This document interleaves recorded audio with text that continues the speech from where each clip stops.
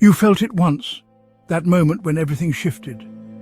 Reality cracked open, and for a beautiful, terrifying instant, you glimpsed something beyond the ordinary. Your awakening, that profound realization that changed everything, or so you thought. But now you're sitting in a strange, muted reality.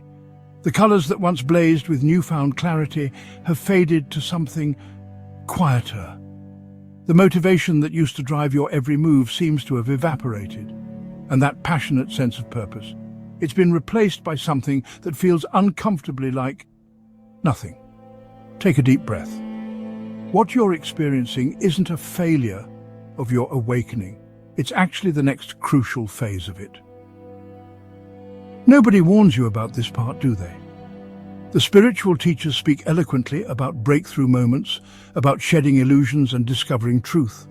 They describe the exhilaration of seeing beyond the ego's carefully constructed facade. But they rarely prepare you for what comes next, the profound, disorienting emptiness that can follow. You're not alone in this experience. Carl Jung, one of history's greatest psychological explorers, recognized this phenomenon nearly a century ago. He didn't call it depression or backsliding, he called it a necessary psychological death, the inevitable collapse of the persona that once defined your entire existence. Think about it. Your awakening showed you that many of your driving forces, your ambitions, your fears, your need for validation, were rooted in illusion. You saw through the matrix of your conditioning, but here's the challenge. Those illusory drives were still the engine of your life. When you see through them, the engine stalls. Goals that once seemed crucial now appear empty.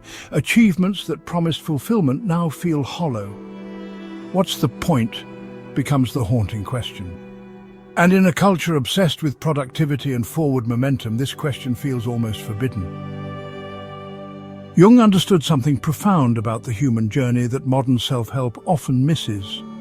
He taught that enlightenment doesn't come from chasing light, but by bringing unconscious darkness into awareness. One does not become enlightened by imagining figures of light, he wrote, but by making the darkness conscious. When that darkness reveals itself, when your shadow aspects and unconscious patterns rise to the surface, the ego's familiar map dissolves. You find yourself in unmapped territory. The goals and drives that once oriented your life no longer hold meaning, but you haven't yet discovered what will replace them. This silent, formless period is what Jung called enantiodromia, a fancy term for a simple truth. Things often transform into their opposites. The passionate search for awakening transforms into a quiet void. The hunger for spiritual experience becomes a strange, unsettling satiety. It's like the caterpillar in the cocoon. Having outgrown its old form, it dissolves into a formless soup before reconfiguring into something entirely new.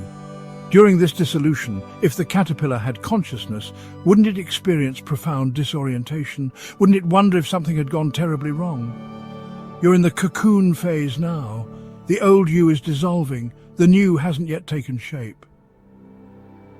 Here's where modern culture gets it profoundly wrong. We've been conditioned to view any pause, any period of non-doing or non-striving as problematic. We pathologize the void, label it as depression or anxiety, or worst of all, laziness. Friends and family, with the best intentions, may pressure you to snap out of it or get back to your old self. But what if this void isn't something to escape? What if it's actually sacred ground? Friedrich Nietzsche, that fiery philosopher of transformation, understood this when he wrote, "The snake which cannot cast its skin has to die. As well the minds which are prevented from changing their opinions, they cease to be mind. Your old skin has been shed. The new one is still forming."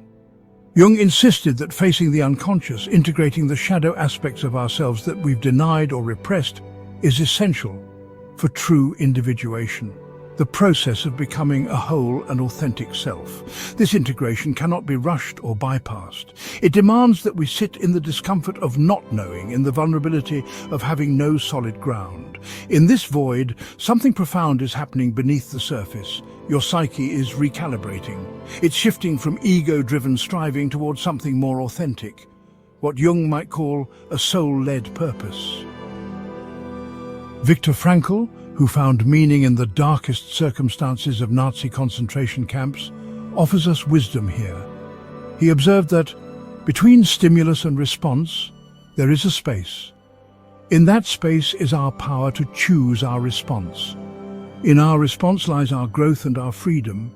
This numbness you're experiencing is that space writ large. It's an expanded moment of possibility between your old reactive patterns and whatever comes next. It's uncomfortable precisely because it's pregnant with potential that hasn't yet taken form. Think of it as the pause between the inhale and the exhale. That brief, subtle moment when the breath hangs suspended. There's a stillness there, a quiet so profound it can feel like absence. But it's not absence, it's potential in its purest form. This is why ancient wisdom traditions across cultures have honored periods of retreat, silence, and apparent non-doing.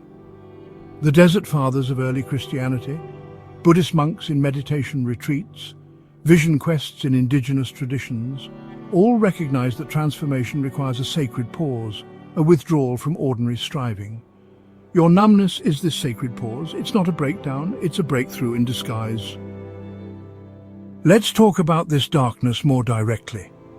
Jung believed that our psyche naturally seeks wholeness, which means integrating not just our conscious, socially acceptable aspects, but also our shadow, those parts of ourselves we've denied, repressed, or never fully acknowledged. When you experienced your awakening, you likely glimpsed beyond the careful constructions of your ego. But glimpsing isn't the same as integrating. Now comes the harder work, facing aspects of yourself that don't fit your ideal self-image. This is why the numbness often feels not just empty, but vaguely threatening. Something is stirring in those depths, something that may challenge how you've understood yourself. You might find anger where you thought there was only peace, desire where you claimed detachment, or selfishness where you prided yourself on generosity. Arthur Schopenhauer captured this challenge when he observed that the discovery of truth is prevented more effectively not by the false appearance of things present, and which mislead into error, not directly by weakness of the reasoning powers, but by preconceived opinion, by prejudice. Your awakening began the process of clearing away preconceived opinions about reality. Now you're being asked to clear away preconceived opinions about yourself, and that's often much more difficult. But here's the paradox. Embracing these shadow aspects doesn't diminish your light, it actually allows it to shine more authentically. When you no longer need to maintain a partial self-image, energy that once went into repression becomes available for genuine expression. As this process unfolds, as resistance to the void gradually lessens, something remarkable begins to happen. A new kind of motivation starts to emerge. It's quieter than what drove you before, more subtle, but ultimately more sustainable. This new motivation isn't fueled by ambition or fear of failure. It doesn't derive its energy from social comparison or the need to prove yourself. Instead, it arises from inner resonance and symbolic guidance, dreams that speak to you, synchronicities that catch your attention, intuitive nudges that feel right in a way you can't quite explain. Jean-Paul Sartre, that fierce explorer of human freedom, wrote that man is condemned to be free because once thrown into the world, he is responsible for everything he does. Your awakening has thrown you into a new world of responsibility, not the burden of endless striving, but the authentic responsibility of choosing from a place of genuine awareness. In this new terrain, you don't chase after life so much as respond to it. Goals become expressions of deeper truth rather than attempts to fill inner emptiness. Actions arise from alignment rather than performance. You might find yourself drawn to activities you'd never have considered before, or approaching familiar tasks with entirely new energy. Work becomes less about achievement and more about expression. Relationships shift from transaction to authentic connection. It doesn't happen all at once. Like dawn breaking over the horizon, this new motivation reveals itself gradually, with moments of clarity interspersed with periods of continued fog. But slowly, steadily, a new coherence emerges. Here's something else the spiritual marketing industry won't tell you. This process isn't linear. And it doesn't end with a permanent state of enlightened bliss. The journey of awakening moves in cycles, spirals that revisit familiar territory at deeper levels. Just when you think you've got it, life will present you with new challenges that trigger old patterns. You'll find yourself back in the void, disoriented once again. But each cycle brings deeper integration, greater authenticity, more capacity to hold the tension of opposites that Jung saw as essential to psychological maturity. This cyclic nature of growth is reflected in Joseph Campbell's famous hero's journey, a pattern he found in myths across cultures. The hero doesn't simply achieve transformation and live happily ever after. They return to ordinary life carrying their insights, facing the challenge of living their truth in a world that may not understand it. Your journey follows this ancient pattern. The numbness you're experiencing isn't the end of the story, it's the middle, the dark night before a new dawn.